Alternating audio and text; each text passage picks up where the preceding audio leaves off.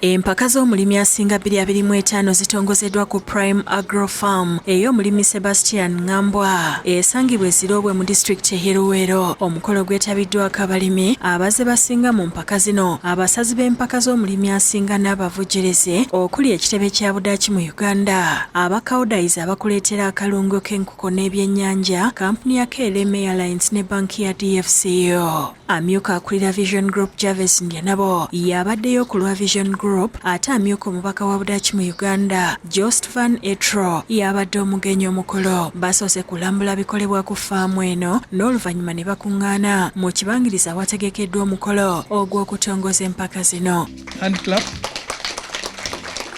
Amyuka ssentebe w'abasazi b'empaka z'omulimi Asinga Dr. Emma Naluyima akubiriza abalimi okwetanira okutereka ensimbi mu bbanka nga lwe banaasobola okwekulaakulanya. Bannaye abalimi n'abalunzi mufube okulaba nti buli kasente k'ofuna okateekayo mu bbanka, kubanga byebyo ebintu ebimu bye tugenda okukebera nga tuzza okubanoonyerezaako. Amyuka CEO Ndyanabo agamba nti Vision Group esaakawumbi kalamba n'obukadde 7 mu nteekateeka y'omulimi Asinga n'ekigendererwa eky'okutumbula ebyobulimi n'obulunzi mu ggwanga. Abantu Abannayuganda basinga obungi balimi.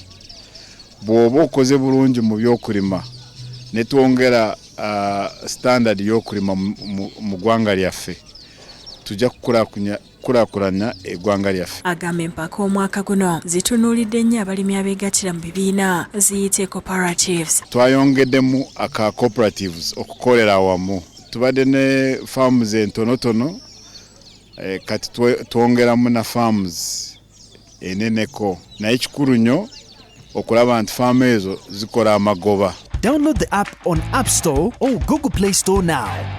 Vision Digital Experience, the future of media.